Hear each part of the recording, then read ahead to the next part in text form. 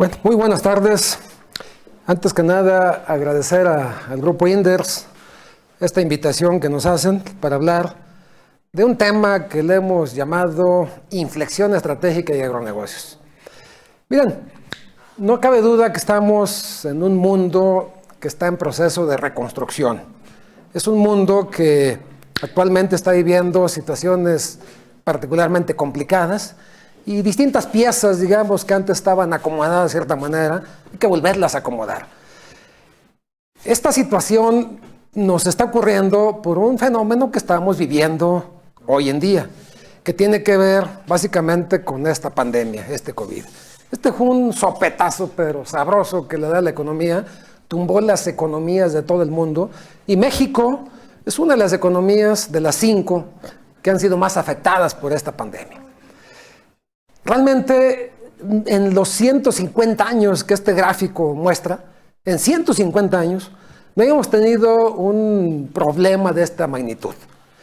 Fíjense, ni la Primera Guerra Mundial que ocurrió en el 14, 18, ni la crisis del 29 que se extendió hasta el 31, 32, ¿sí? Ni la Segunda Guerra Mundial que ocurre más o menos en el 45, que no esos picos que ustedes ven ahí, ni estos acontecimientos que tuvieron también gran impacto en la humanidad, habían provocado un problema como el que tenemos. En 2020-21, ¿sí? El 93%, para ser más preciso, 92.8% de los países se encontraban en recesión. Y esto no había ocurrido en los 150 años precedentes con ningún tipo de acontecimiento. Hasta que vino esta situación. Es un porcentaje inédito que ha venido, digamos, a golpear la economía esta pandemia. Y ciertamente cuando vemos los distintos sectores de la economía, ¿sí? Los distintos sectores vemos que prácticamente todos han visto disminuir el gasto del consumidor. Obviamente, por tratarse de alimentos y bebidas no alcohólicas, lo último que dejamos de hacer es consumir alimentos.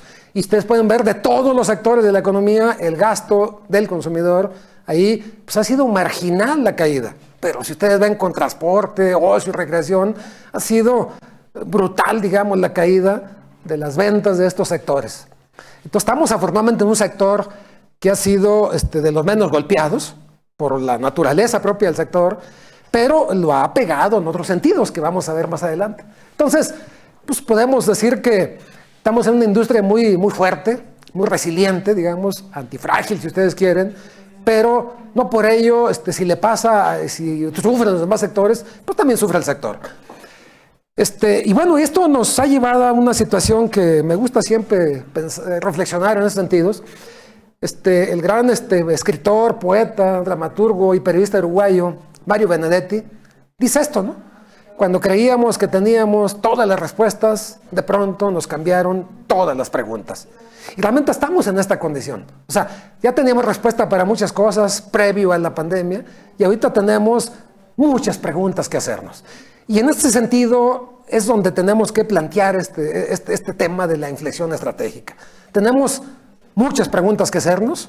Creo que en este momento estamos reflexionando en lo que nos ha pasado y tenemos que repensarnos nuevamente como sociedad, como país, como sector.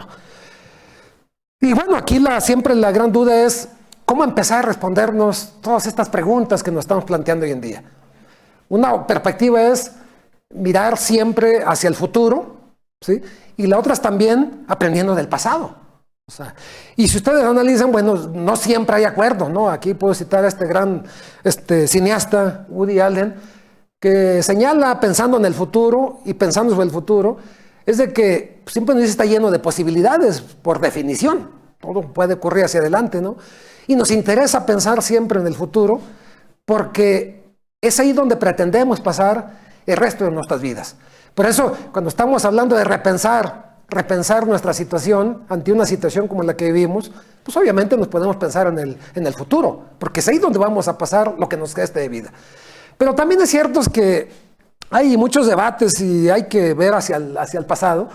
Y bueno, siempre que hablamos del pasado, cuando hablamos de cuestiones de relaciones, de pareja, cuestiones de amor, por ejemplo, pues nadie quiere volver hacia atrás, más si les ha ido como feria, digamos, en sus relaciones humanas, porque te puede recordar que hubo algún corazón o alguna mujer, algún hombre, pues que nunca te supo amar, entonces tú recuerdas siempre amargamente estos momentos. Y también nos dice Taleb, que vamos a citar más adelante, que el pasado no puede usarse para predecir el futuro, ¿sí? Pero estas son, digamos, aquellos que dicen, tú nunca vuelvas al pasado, siempre mira hacia adelante. Pero también hay otras perspectivas que nos dicen que la historia, ¿sí?, es un profeta con la mirada vuelta hacia atrás, por lo que fue y contra lo que fue, y anuncia lo que será. Y esto una y otra vez nos han dicho, que quien no puede recordar el pasado, sí, está condenado a volver a repetir. Entonces, creo yo que hay que ver las dos perspectivas, hay que ubicarse un poco qué hemos hecho no tan bien en el pasado y también siempre tener la mirada hacia el futuro. Para mí son las dos perspectivas. Y esto tiene que ver mucho con el tema que vamos a abordar el día de hoy. Porque al final las inflexiones justamente ocurren así. Yo en el promocional que hacíamos por ahí citaba una novela de Hemingway que se llama Fiesta, y cuando hacía a esta persona le preguntaba a su amigo que era empresario, ¿cómo te arruinaste? Y él respondía, poco a poco, luego de repente. Bueno, este era para abajo, ¿no? Pero también puede ser en un sentido, digamos, positivo. ¿Cómo es que despegaste? O sea, ¿cómo te ha ido tan bien si yo te conocí en una situación diferente? Pues también te va a decir, esto fue poco a poco y luego de repente. Los puntos de inflexión, esos momentos que marcan, ¿sí?, la vida de una empresa, de una organización, de un individuo, no ocurren de la noche a la mañana. O sea, no llegan de golpe. No son para nada repentinos, ¿sí? Siempre se van dando poco a poco, se van acumulando. Y luego, en el punto de inflexión, pues ya seas para arriba o para abajo, se da de repente. Pero son producto de la acumulación de fenómenos. ¿Y de qué depende que tengas un comportamiento ascendente o que sea descendente? Pues esto que tanto se ha popularizado, más que yo le sumo dos cosas, de tu resiliencia y de la antifragilidad. Ambas cosas a la vez. Miren, la resiliencia, como todo el mundo lo ha mencionado por ahí, tiene que ver con la capacidad de que tú afrontes cambios, choques, golpes, digamos, y que sigas desarrollándote después de choque. Pero la antifragilidad, que lo desarrolla Taleb muy bien en su libro que se llama Antifragilidad, es más que resiliencia. Lo resiliente aguanta, ¿sí?, los choques y sigue igual. Lo antifrágil mejora. Entonces, cuando hablamos de antifragilidad, hablamos sobre todo de esa capacidad que tienen ciertos organismos, ciertas personas, a que en una situación tan complicada como la que estamos viviendo, se fortalece, incluso le va bien, ¿sí? Es más, les cae, como dice ahí, como anillo al dedo esta situación.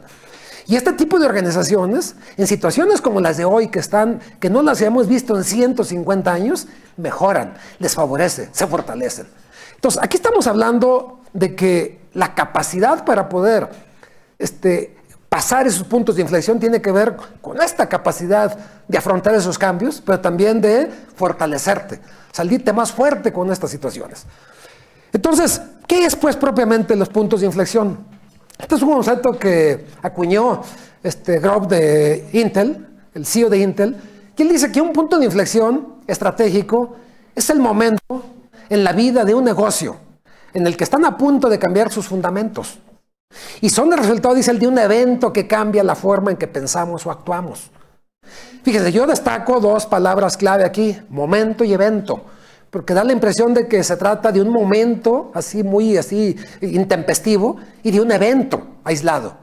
Pero como hemos dicho, los puntos de inflexión ocurren poco a poco y luego de repente. De hecho, él mismo en su texto, ¿sí?, señala de que al final los puntos de inflexión hay que entenderlos como se da el fenómeno de derretimiento del hielo. Siempre se derrite por las orillas, ¿sí?, porque es ahí donde está más expuesto. Poco a poco y luego de repente desaparece. Entonces los puntos de inflexión, si bien hablamos de un momento y de un evento, realmente tenemos que ser claros que se van acumulando en el tiempo hasta que se da la inflexión. Miren, un ejemplo, digamos, de un punto de inflexión que implicó, digamos, ruptura, ahí simbolizado por este huevito y este pollito que está ahí espantado por ahí. Tiene que ver con las cadenas de suministro global. La cadena de suministro hoy por hoy está fuera de control. ¿Por qué está fuera de control? Pues los dos datos robustos de por qué está fuera de control esta cadena de suministros tiene que ver con la elevación del costo de mandar un contenedor, digamos, desde China o desde Asia Oriental a Estados Unidos, por ejemplo. O sea, estábamos en $4,000 en junio del 2020, ese contenedor, y ahora vale 20,000. O sea, el incremento que tuvo fue brutal, el mandar una mercancía del continente asiático al continente americano. Pero además, lo que tienes que esperar para poder encontrar lugar en un barco carguero. O sea, hasta 90 días. Entonces, la elevación del costo tan significativa, más los tiempos de espera, eso hace que las cadenas de suministro estén, digamos, colapsadas las cadenas de suministro. Pero esto es producto de la confluencia de muchos factores. Uno fue el inicio de la pandemia. Nos llega la pandemia, nos obliga a confinarnos en el hogar, y al estar en el hogar, atrapados en el hogar, ¿sí?, tenemos pues, un cambio de hábitos. Obviamente, por una cuestión de lo que se llama el distanciamiento físico, digamos, por un tema de la pandemia, pues estamos en el hogar y no podemos acceder a industrias que tienen que ver con experiencias, con servicios, con contacto humano. Entonces, cambiamos esos hábitos de las experiencias a los bienes, ¿sí?, a los bienes, y eso hace que haya una sobredemanda de ciertos bienes, entre ellos artículos electrónicos, televisores, computadores, todo lo que sea electrónico se ha demandado, no solamente por lo que estamos haciendo ahorita, transmitiéndonos en línea. Pero también otro elemento tiene que ver es que en ciertas sociedades como la americana, la europea, los gobiernos han intervenido sus economías para que no se les caiga y han inyectado liquidez en serio a sus economías. Y esta liquidez les ha permitido a los consumidores que están confinados en el hogar mientras pueden salir a trabajar, pues capacidad de compra. Entonces han comprado de todo. Acaba de salir un estudio donde se dice que en tiempos de paz, desde que se midió desde el 50 el tema de la riqueza en los hogares estadounidenses, no se había visto un aumento tan pronunciado en la riqueza de los hogares por todas estas transferencias que están mandando a los gobiernos. Entonces, atrapados en el hogar y con liquidez para poder comprar, imagínense lo que esto significa en términos de demanda.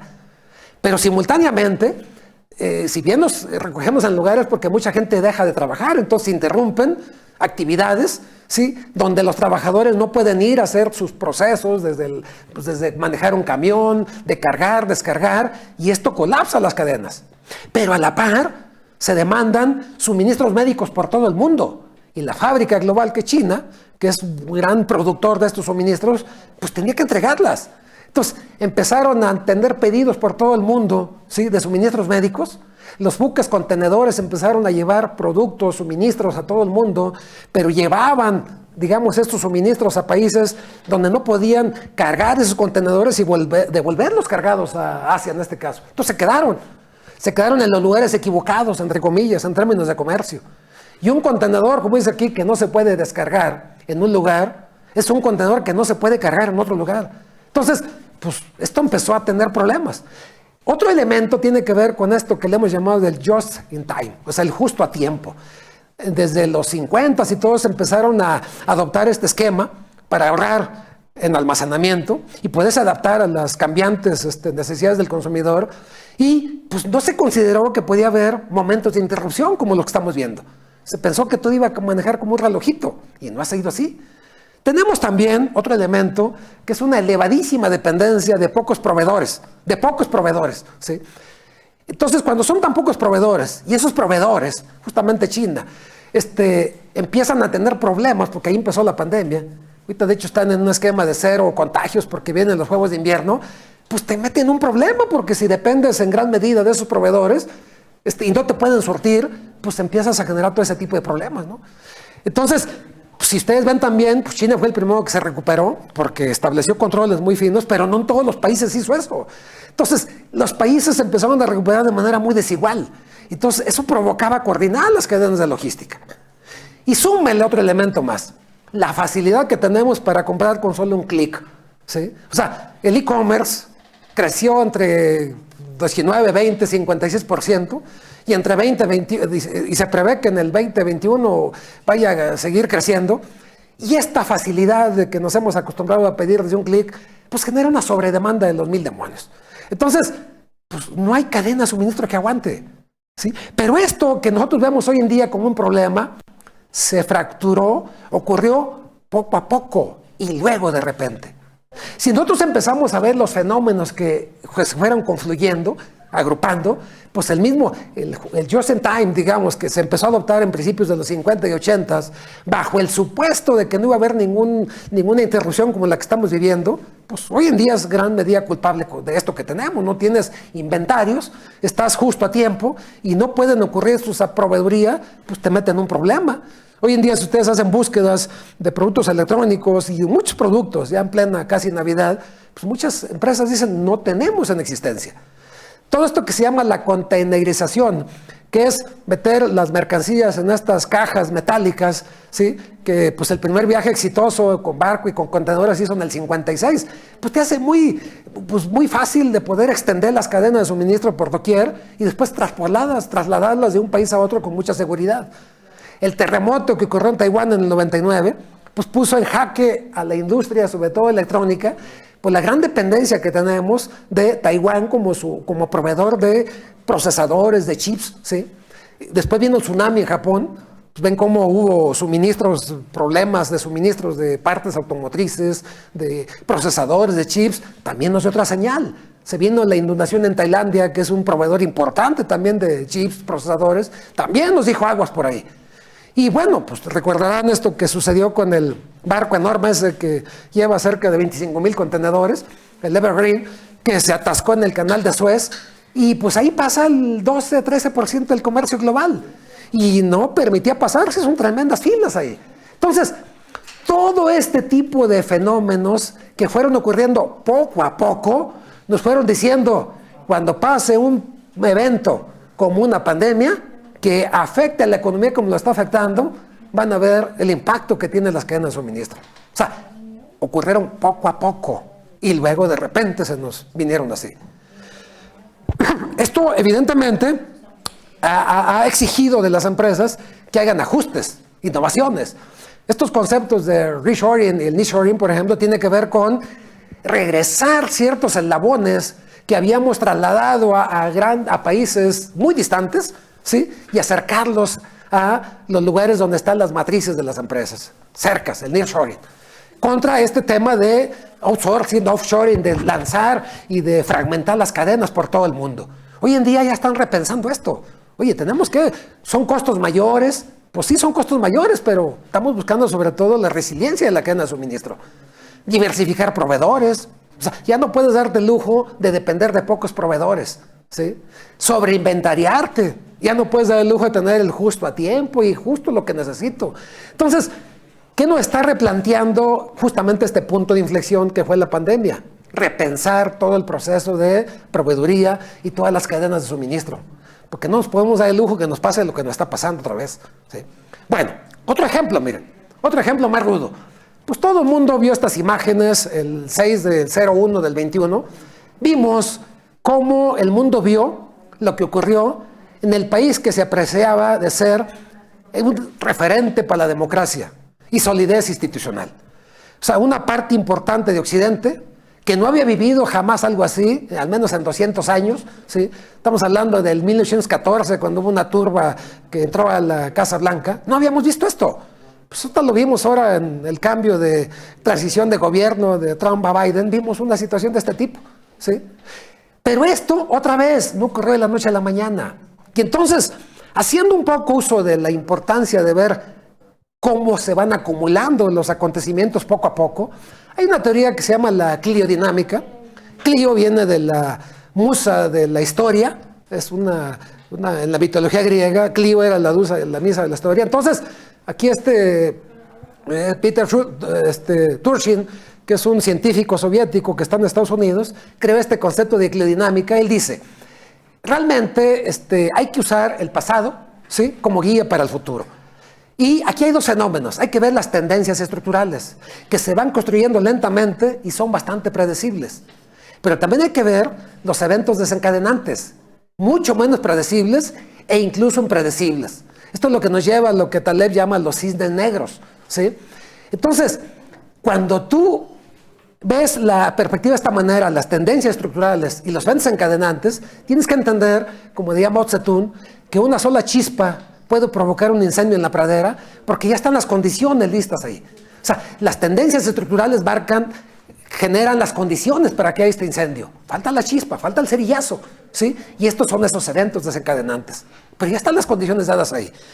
Justamente siguiendo esta teoría, estos autores han dicho que para poder entender los movimientos sociales, muchos movimientos sociales, hay que ver 4 variables. Hay que entender el Estado, el tamaño, sus ingresos, sus gastos, qué tanta legitimidad tiene el que se endeude o no se endeude. Hay que ver la inestabilidad de los países. Ahí tú tienes que ver qué tanto están surgiendo grupos que plantean cuestiones muy radicales, disturbios, terrorismo, como el que acaba de pasar en Estados Unidos, que un auto llegó y embistió a unas personas que iban en un desfile, ¿no? Guerras civiles. Todos estos dan cuenta de cómo una sociedad está empezando a convulsionar. Hay que ver también qué pasa con la población. ¿Está creciendo por edades? ¿Si está urbanizando o no? ¿Cómo están los salarios para ver su poder adquisitivo? ¿Cómo está el optimismo social? Hay que ver también cómo se comportan las élites. ¿Cuántos grupos son de poder? ¿Cómo se componen? ¿Cuál es su origen de su riqueza? ¿Sí? ¿Qué tanto esas élites cooperan o están en conflicto?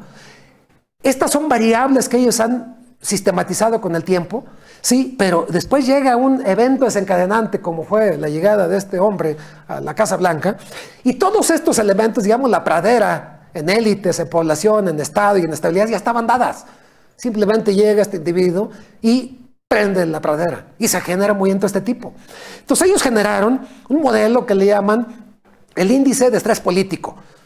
¿Sí? El índice de estrés político. Y lo documentaron, miren, publicaron en una revista allá en 2010, publicaron, él predijo que dada la tendencia del índice de estrés político, en el 2020 la sociedad norteamericana se ubicaría al borde del abismo, así lo dijo en este artículo de Nature, y que era muy probable que en 2021 diera un paso al frente precipitándose al vacío. Eso lo dijo en 2010.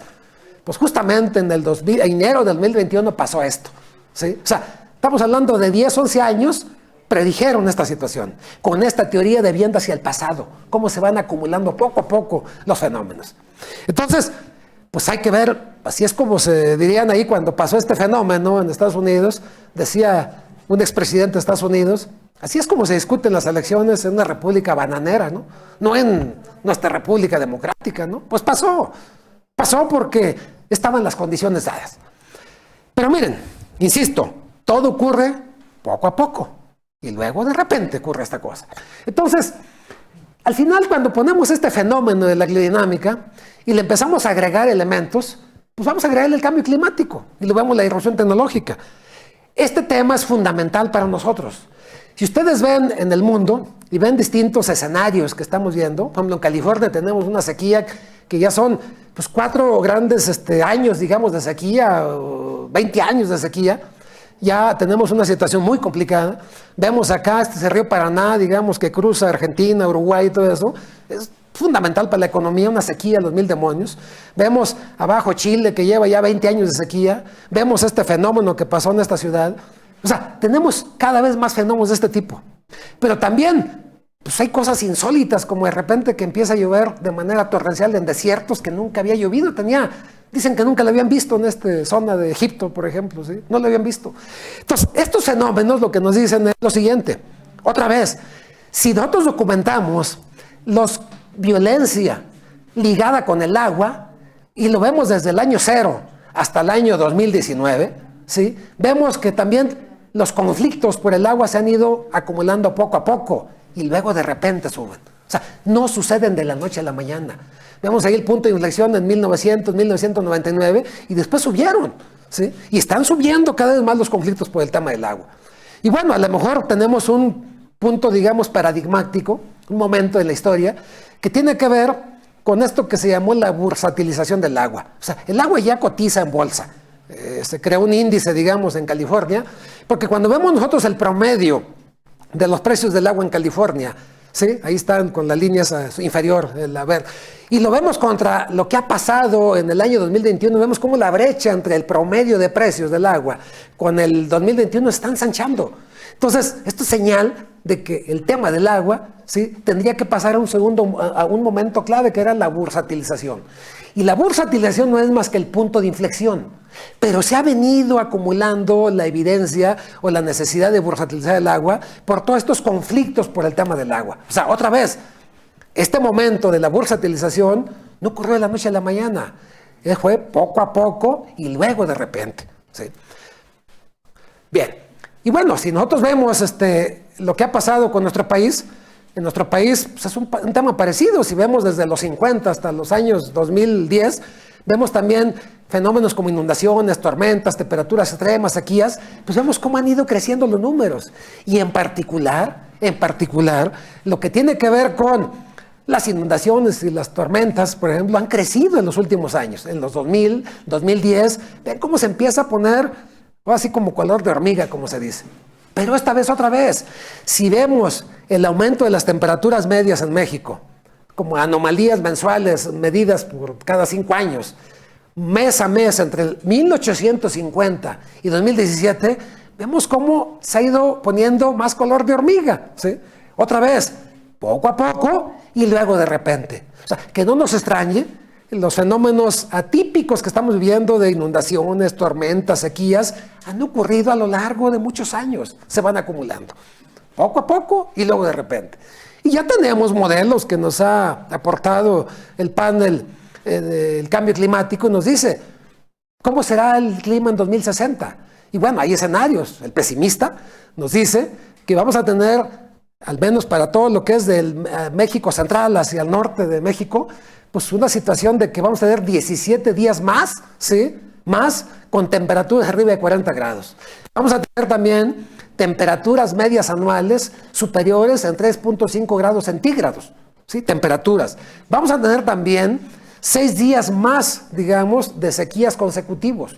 Y vamos a tener 0.17 milímetros por día menos de lluvia en este periodo, si las cosas siguen como van. O sea, nos están diciendo 2060.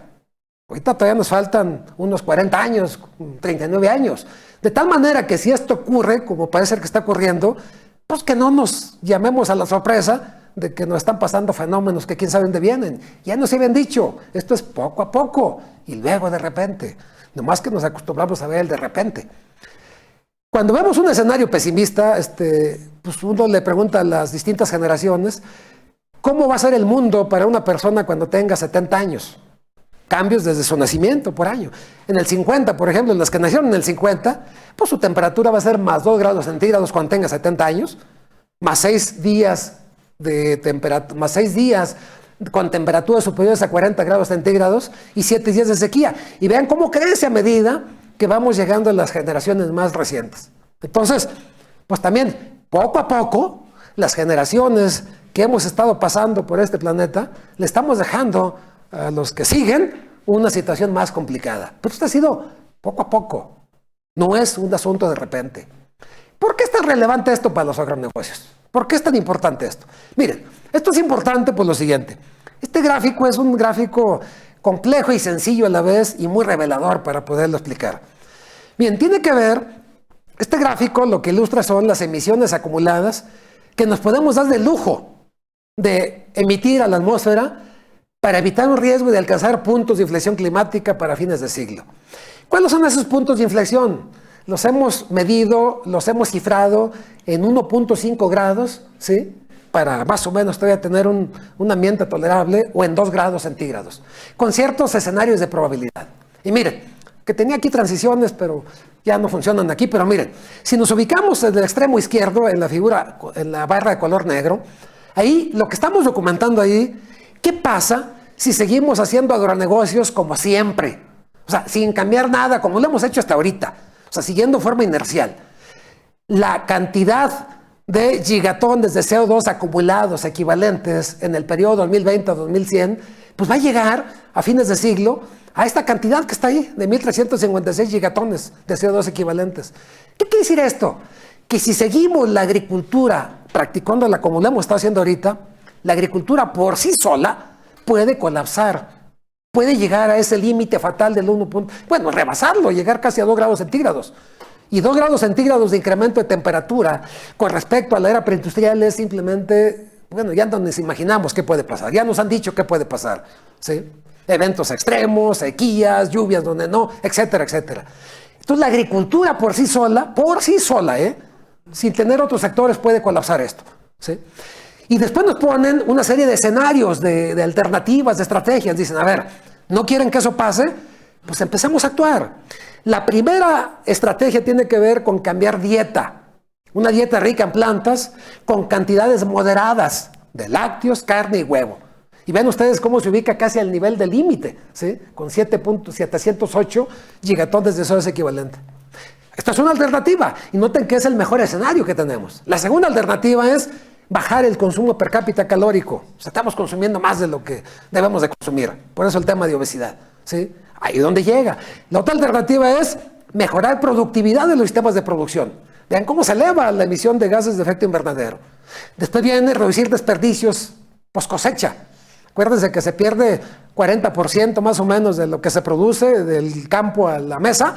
La idea es reducir al menos la mitad. Vean cómo bajan la emisión de gases de efecto invernadero. Y por último, aumentar la eficiencia de lo que hacemos, innovando, siendo más eficientes, fertilizando de otra manera, nutriendo a los animales de otra manera. Vean dónde llega la emisión de gases de efecto invernadero. Entonces, si adoptamos parcialmente cualquiera de estas 5 estrategias, la mitad, llegamos al límite que nos podemos dar el lujo. Si adoptamos el 100% de las 5 estrategias, pues el sector agroalimentario sería incluso un receptor neto, no sería un emisor, sino un receptor neto de CO2. Entonces, o nos movemos como sector agroalimentario y innovamos en cualquiera de estas 5 estrategias, o simplemente por sí solo nuestro sector se va a exponer a enormes vulnerabilidades. Lo paradójico del caso es que si un sector está expuesto a estas variaciones climáticas, es el sector agroalimentario. Entonces, pero noten ustedes cómo podemos por sí solos nosotros colapsar esta situación. Pero ya hay caminos que nos dicen qué podemos que hacer. ¿Por qué es tan importante hacer este tipo de cambios? Porque miren, no se nos debe olvidar que el 71% de la tierra que es habitable, ¿sí? La mitad lo destinamos a producir alimentos. O sea, de ese 71% que es habitable, lo demás son glaciales, desiertos, etcétera, 50% lo usamos para producir alimentos. El otro 37% es forestal y estamos interviniendo también ahí, materia prima, ¿no?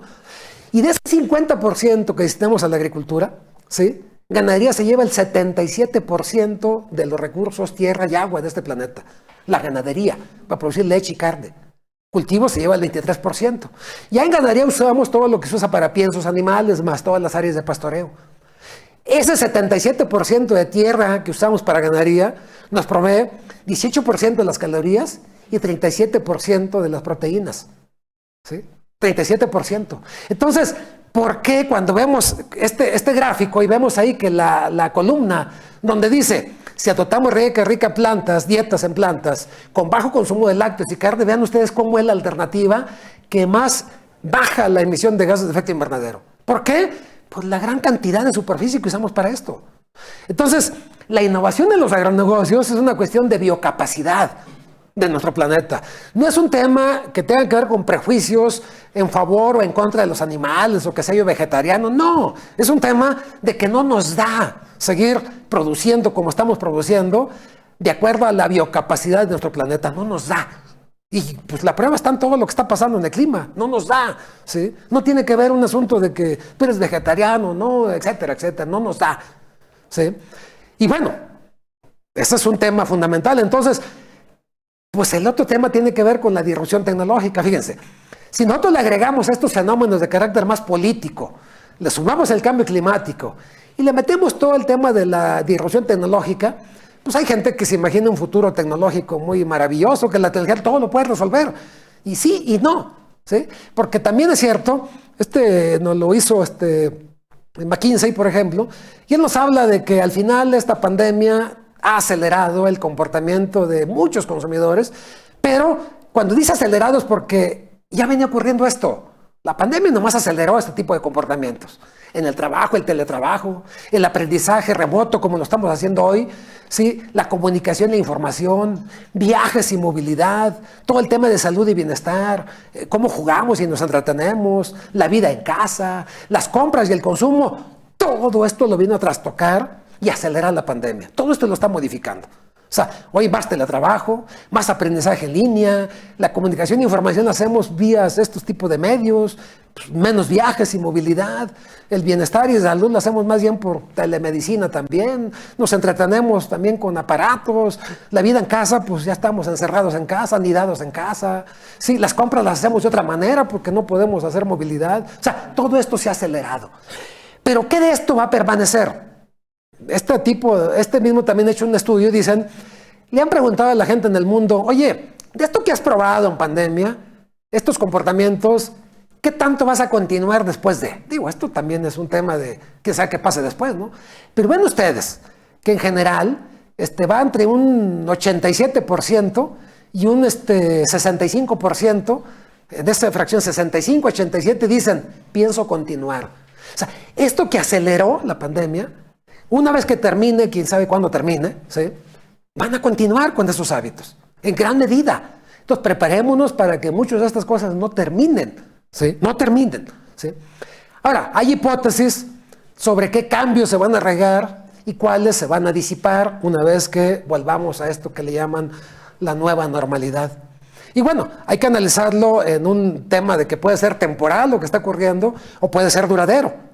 Sí, y puede ser que te peguen la disminución del consumo o que cambien las preferencias o se acelere todo esto. Hay consenso en general de que todo lo que tiene que ver con negociación hoy en día los consumidores en muchos países tienen menos poder adquisitivo porque la economía se afectó. Menos los Estados Unidos, ¿no?, que le metieron mucha lana a su economía, ¿no?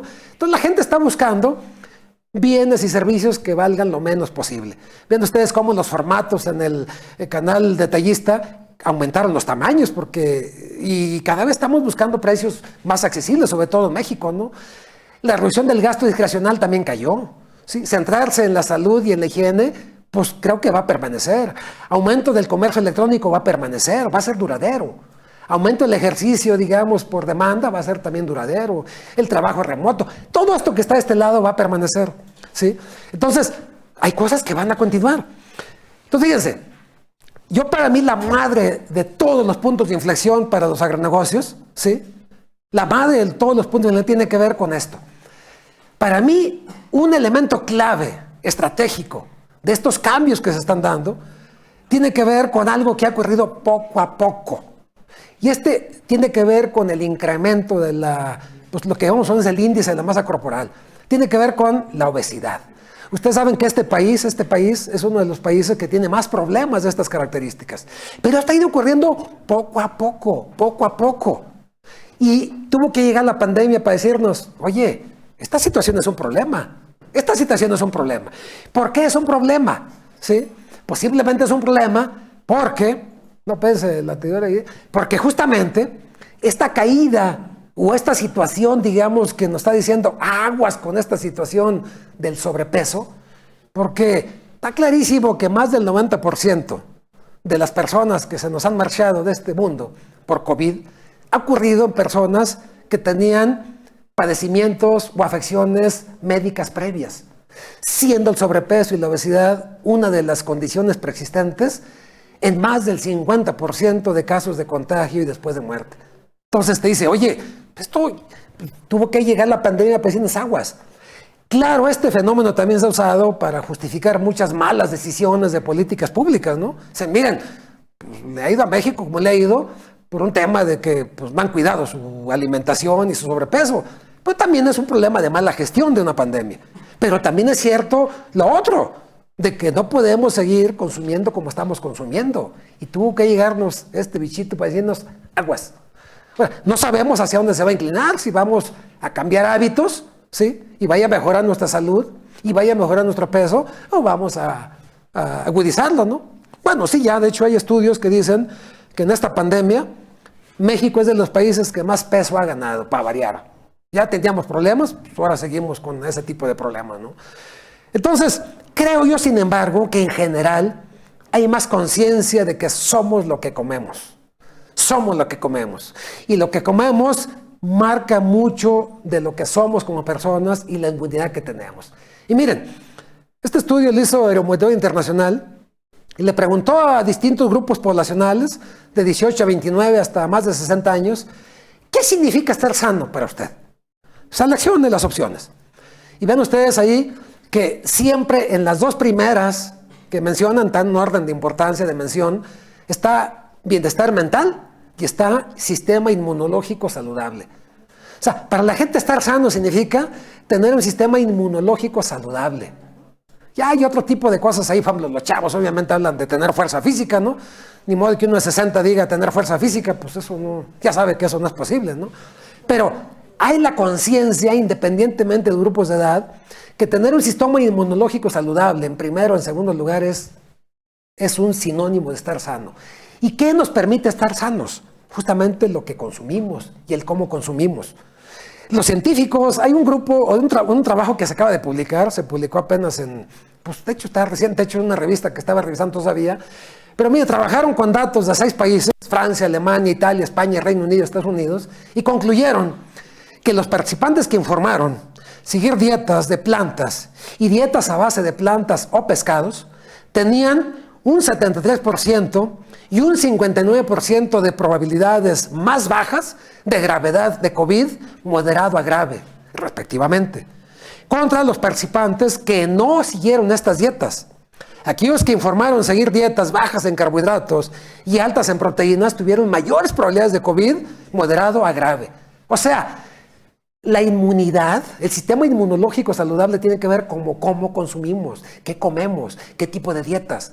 Entonces, pues el hecho de que haya vuelto el tema de la salud en primer lugar, ya nos lo habían dicho también. O sea, ya había trabajos anteriores que nos habían dicho que los alimentos más dañinos para el ser humano son también para la tierra.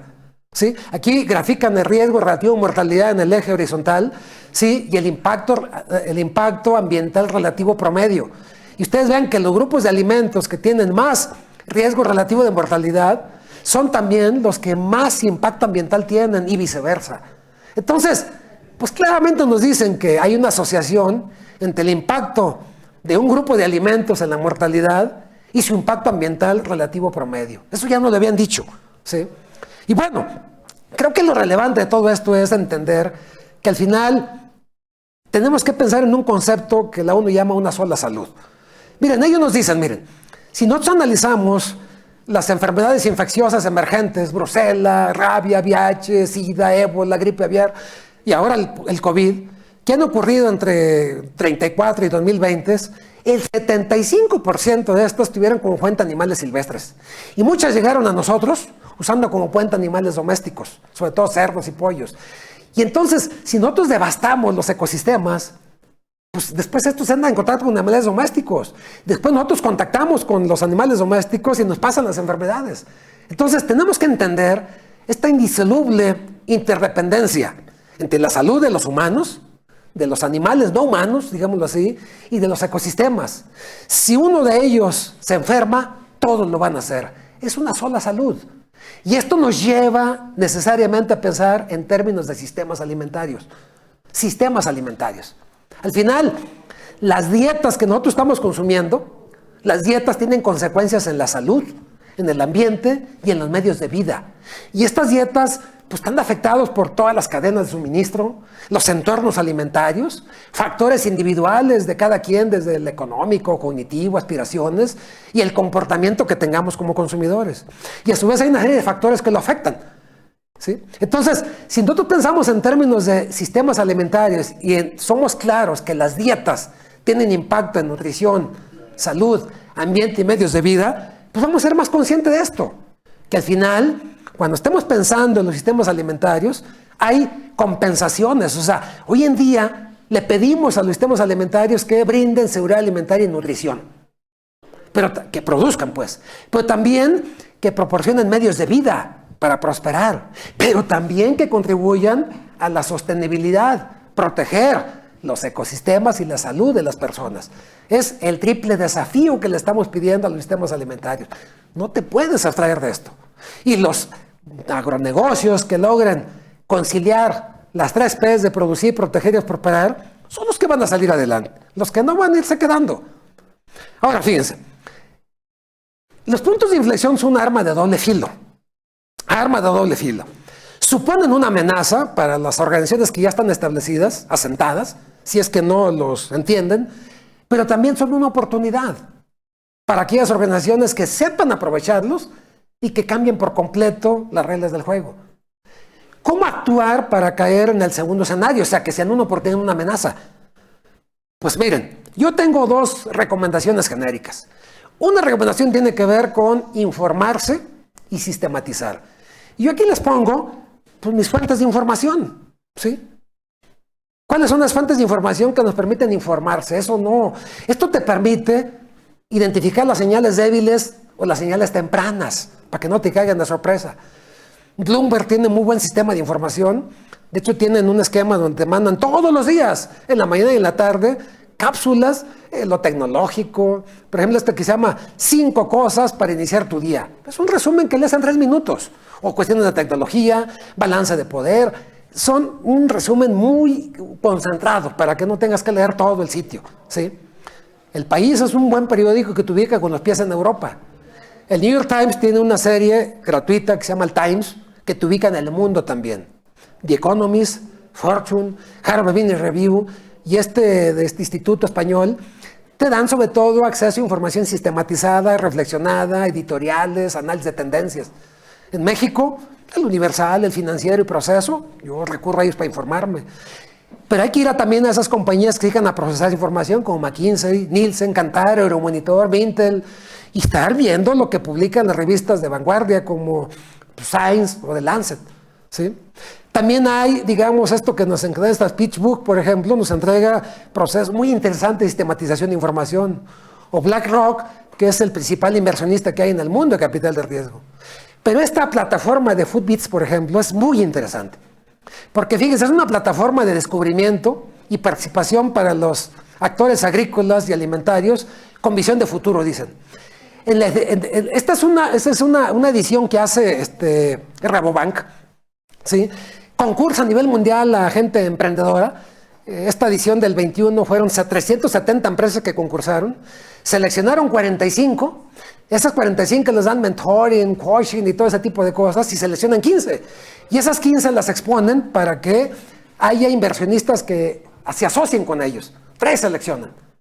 Entonces, esta es una forma de ver qué están haciendo los innovadores. Y yo les sugiero que entren a esta plataforma de Foodbeats, por ejemplo. ¿Sí? Esta es una plataforma que está disponible y vean lo de que pasó en 2021. Ahí pueden ver qué están haciendo en el mundo.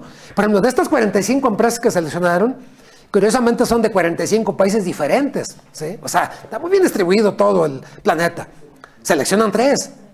Y esas 3 son las que a juicio de Rabobank y todo un jurado que participa, están irrumpiendo el sistema alimentario. Y no puedes renunciar a tus datos. O sea, si tú estás en la empresa, en los negocios y no tienes datos y no los analizas, pues te van a quedar sorpresa. Los datos hablan. Entonces junta tus datos, infórmate, sistematiza y empiezas a detectar señales débiles y tempranas.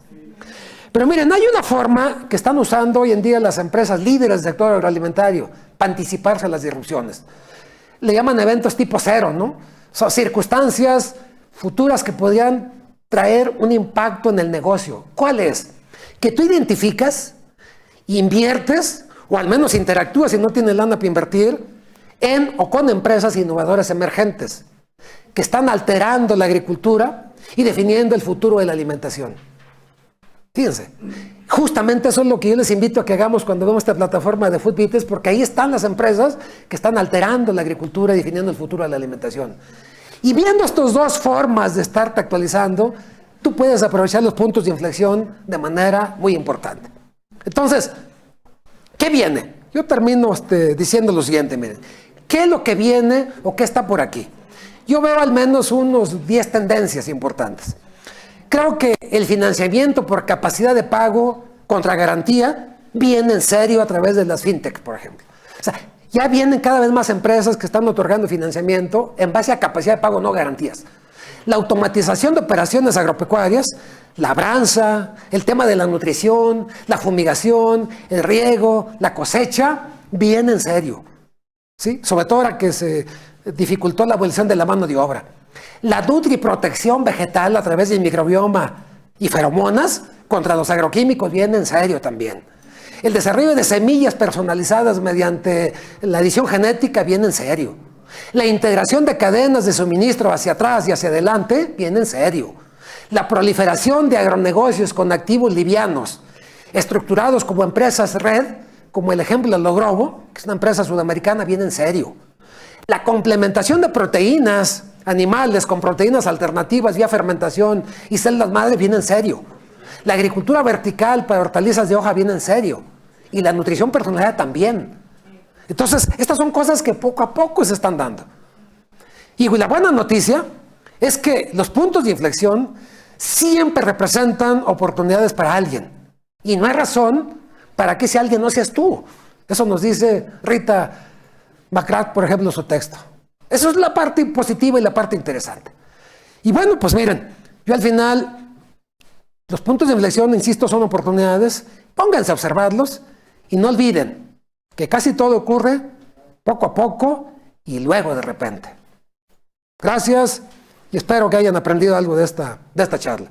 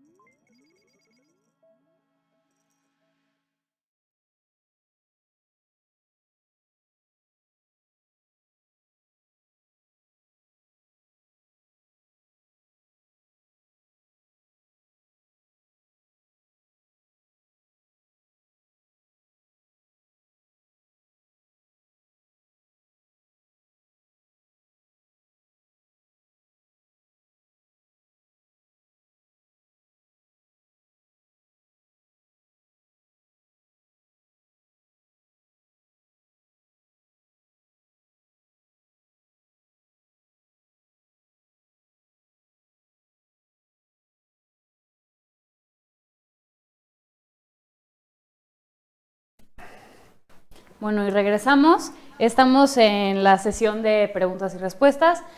Doctor Manrubio, le tengo una pregunta. En México, ¿cómo se está desarrollando este mercado de alimentación mejor balanceada y de calidad? Y si es un mercado de nicho o se va a generalizar. Pues yo les decía que hay cosas, todavía no tenemos respuestas a muchas cosas, pero miren, ¿cómo está desarrollando? Primero por la parte normativa. Ustedes vieron cómo no hace mucho se lanzó un nuevo sistema de etiquetado frontal que busca justamente advertirle a los consumidores de manera más directa qué alimentos son altos en grasas, altos en azúcares, altos en sales. Es una forma. Se ha encontrado que estos sistemas de etiquetado pueden informarle y orientar mejor al consumidor de qué debe consumir. O sea, con la idea de que tenga dietas más saludables. El esquema anterior de las etiquetas nutrimentales, que uno tenía que leerlas y calcular qué tanto estaba consumiendo, pues eran muy complicadas para la mayoría de la gente. Entonces, una forma es el etiquetado frontal. Todavía es prematuro evaluar el impacto de este esquema de etiquetado frontal para modificar patrones de consumo, mejorar los hábitos alimenticios, pero Chile, Perú, que ya iniciaron hace 10 años con este fenómeno, nos dicen que hay algunos cambios. Sobre todo aquellos alimentos que no estaba muy claro que fueran altos en grasas, altos en azúcar, sí están disminuyendo y están matizándose. Esta es una forma. La otra forma es, creo yo que no me gusta, pero cuando el doctor Gatell nos insiste mucho en el tema de hábitos, se dice que para justificar quizás las ineficiencias de la política antipandemia que hemos tenido, creo que está bien insistir en que hay que comer de manera diferente. O sea, es un tema de educación. Y espero que la agricultura también haga lo suyo. Yo siempre he dicho que si tú fertilizas de manera diferente los suelos, los cultivos, y no trasciendes más allá de los fertilizantes básicos y metes micronutrientes, si los pones en el suelo, van a estar en la planta. Y si están en la planta, te los vas a consumir. Y eso va a mejorar tu situación inmunitaria. Entonces, ciertamente ahorita creo que sí es un mercado de nicho, pero creo que la pandemia que estamos viviendo nos va a ir creciendo este mercado hasta convertirlo en un segmento interesante, un segmento atractivo. Pero muchas cosas hay que hacerlas desde la agricultura, desde el productor primario. O sea, no solamente le toca a las empresas que hacen alimentos, ¿sí? Bueno, y hay otra pregunta. ¿Cuál es la tendencia en el comportamiento del consumidor? Pues, miren, yo les dije ahorita hasta este momento, a mí el dato que me llamó la atención fue este estudio que hacen una empresa que nos dice cómo nos hemos comportado en términos de hábitos de consumo y eso en qué se ha traducido en términos de peso.